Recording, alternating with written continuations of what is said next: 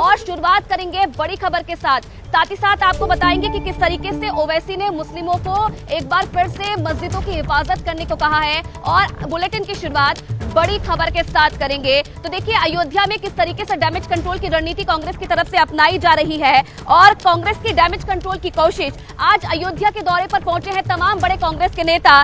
सरयू में कई कांग्रेस नेताओं ने डुबकी लगाई है। अजय राय समेत कई बड़े नेता इस वक्त अयोध्या में मौजूद हैं। तो जिस तरीके से रामलला का जो प्राण प्रतिष्ठा का कार्यक्रम का न्योता था, उसे ठुकराने के बाद अब जो तमाम बड़े नेता है कांग्रेस के, और माना जा रहा है कि कांग्रेस अब डैमेज कंट्रोल करने की कोशिश कर रही है। अजय राय आज अयोध्या पहुंचे हैं, सरयू में उन्होंने डुबकी लगाई है। उनके साथ साथ तमाम जो और नेता हैं कांग्रेस के, वो भी अयोध्या पहुंचे हैं। और माना यह जा रहा है कि जो डैमेज कंट्रोल करने की कोशिश है वो कांग्रेस की तरफ से शुरू हो गई है। जिस तरीके से पहले बयान दिया गया, उसके बाद जिस तरीके से न्योता दिया गया, न्योते को ठुकराया गया, और अब माना जा रहा है कि कहीं ना कहीं जो डैमेज कंट्रोल की रणनीति है कांग्रेस की, जो इसे लेकर सियासत है, वो शुरू हो गई है।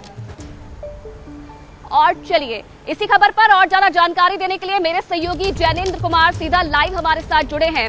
जैनेंद्र, कांग्रेस की डैमेज कंट्रोल की रणनीति, क्या ये माना जाए, क्या कांग्रेस अब समझ गई है कि राम का अपमान मतलब आने वाले चुनाव में नुकसान? क्या इसलिए डैमेज की कोशिश कर रही है, डैमेज कंट्रोल की कोशिश? नहीं, देखिए, राम का अपमान करने की तो कोई सोच भी नहीं सकता। बेशक बीजेपी ये आरोप लगा रही है, लेकिन हम इसको अपने सवालों में नहीं ढाल सकते।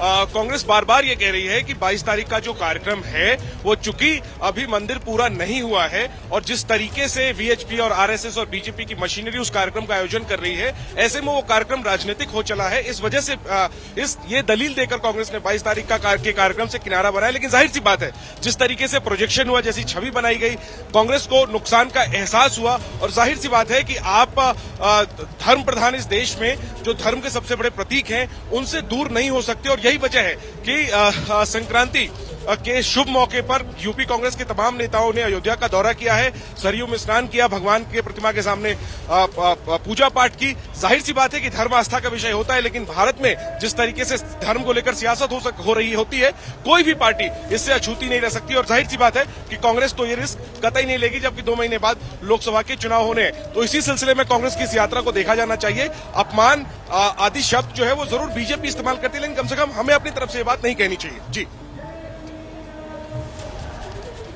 जी, और देखिए, इस पूरे विवाद को लेकर जो ये पूरा चल रहा है न्योता ठुकराने के बाद, और उस पर अब सियासत भी शुरू हो गई, बयानबाजी भी शुरू हो गई है। अंकित गुप्ता भी हमारे साथ जुड़े हैं। अंकित, अब जिस तरीके से डैमेज कंट्रोल की कोशिश की जा रही है कांग्रेस की तरफ से, क्योंकि पहले सनातन को लेकर बयान दिया गया, उसके बाद राम की जो प्राण प्रतिष्ठा होनी है उसका न्योता ठुकराया गया, क्या अब डैमेज कंट्रोल जो कोशिश की जा रही है, क्या वो कोशिश कामयाब हो पाएगी कांग्रेस की? देखिए, कांग्रेस के कई नेताओं को इस बात का एहसास था, और इसी वजह से मेरे पास एक जानकारी भी है कि अभी जो पिछले हफ्ते एक कांग्रेस की बैठक हुई थी, वहां पर जो है कांग्रेस अध्यक्ष के मल्लिकार्जुन खड़गे भी मौजूद थे, और उसी दौरान अजय राय समेत जो कुछ नेताओं ने, जो कि खासतौर पर यूपी और बिहार से जुड़े हुए थे, उन्होंने यही पूछा भी था कि हमको जनता के बीच में किस मुद्दे को लेकर के किस तरह से जाना है। तो वहां पर उनसे कहा गया था कि आपको अगर अयोध्या जाना है तो पार्टी आपको नहीं रोक रही है, लेकिन खुद मल्लिकार्जुन खड़गे हो, अधीर रंजन चौधरी हो, सोनिया गांधी हो, ये नेता वहां पर प्राण प्रतिष्ठा समारोह में नहीं जाएंगे। तो साफ तौर पर कांग्रेस की तरफ से अपने नेताओं को एक तरह से एक मैसेज ये दिया गया कि आप अगर जाना चाहते हैं तो जाइए। और कांग्रेस के नेताओं के सामने भी धर्म संकट यही है कि यूपी और बिहार ऐसे राज्य जहां पर ये एक बहुत बड़ा मुद्दा हो सकता है, वहां के नेताओं को ये लगा कि अगर हम अयोध्या नहीं जाते हैं तो हो सकता है कि एक नैरेटिव ये सेट हो कि कांग्रेस राम में जो आस्था नहीं रखती है, और बीजेपी की तरफ से लगातार यही हमला किया जाता रहा है कि राम मंदिर को लेकर के, राम की आस्था को लेकर के, राम के अस्तित्व को लेकर के कांग्रेस लगातार हमलावर रही है। और इसी वजह से अब कांग्रेस के नेताओं का ये इन्होंने कदम उठाया है, क्या वाकई में कारगर होगा? ये तो जब चुनाव आएंगे, जब एजेंडा सेट होगा, तब क्लियर होगा। जी बिल्कुल बिल्कुल। तो देखिए अंकित, ये साफ बात आपने कही है, और इस बीच देखिए किस तरीके से इस पर सियासत भी शुरू हो गई है। बयानबाजी का दौर किस तरीके से जारी है कांग्रेस और बीजेपी नेताओं के बीच, वो भी अपने दर्शकों को सुनाते हैं। राष्ट्रीय नेतृत्व ने कभी मना नहीं किया, जिसको जाना है जाके दर्शन करे, और आस्था हमारी आस्था है, हम आए हैं दर्शन कर रहे हैं। सोनिया जी की कांग्रेस को हो क्या गया है? क्यों आपने ना कर दिया भाई? आप कहती हैं प्रभु राम तो सबके हैं, तो आपके भी हैं। एक और निमंत्रण बांटने वाले होते हैं। ये गांव में तो निमंत्रण लेके जाने वाले लोग होते हैं, भाजपा कौन सा निमंत्रण बांटने वाली होगी, और वो इस पर हिसाब किताब क्या करे।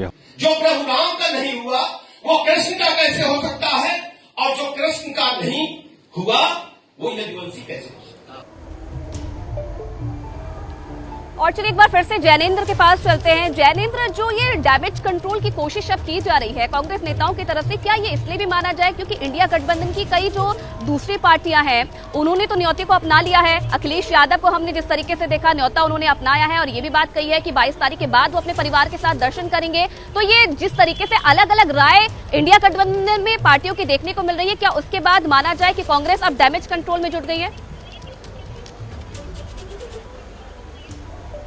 बिल्कुल, देखिए जो 22 तारीख के न्योते को लेकर के जिस तरीके से सियासत हुई, कांग्रेस ने न्योते कार्यक्रम को राजनीतिक बताया और बीजेपी ने इसे धर्म का अपमान बता दिया, राम का अपमान बता दिया। इसके बाद जाहिर सी बात है कि कांग्रेस ने डैमेज कंट्रोल करने की कोशिश की है, लेकिन जहां तक इंडिया गठबंधन का सवाल है, जाहिर सी बात उसमें अलग अलग पार्टियां हैं, उसमें ममता बनर्जी भी हैं और वाम दल भी हैं, जो दोनों दो ध्रुवों पर खड़े हैं और धर्म को लेकर के भी अपनी अपनी राय है। सीपीएम ने सीधे तौर पर न्योते को अस्वीकार कर दिया था, जबकि अखिलेश यादव ने अलग तरीके से उस पर रिएक्ट किया है, कांग्रेस ने अलग तरीके से रिएक्ट किया है। तो इंडिया गठबंधन में अपनी अपनी राय है सभी पार्टियों की, लेकिन इस बात पर सब लोग एक सहमत हैं कि 22 तारीख का कार्यक्रम जो है वो लोकसभा चुनाव के लाभ उठाने के मकसद से केंद्र जो सत्ता में पार्टी है यानी बीजेपी है वो आयोजित करी, ये सबसे बड़ा निशाना है। और साथ ही साथ इस बात का भी ध्यान कांग्रेस और अन्य विपक्षी पार्टियां रख रही हैं कि इससे जन भावना जो है वो उनके खिलाफ ना जाए, और यही वजह है कि वो बार बार कह रहे हैं कि वो 22 तारीख के बाद तो मंदिर जाएंगे, लेकिन 22 तारीख को नहीं जा रहे हैं क्योंकि वो कार्यक्रम जो है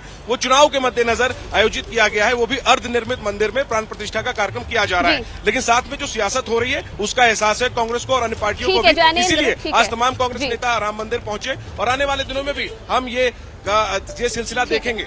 जी चलिए बिल्कुल जैनेंद्र, आप बने रहिएगा हमारे साथ।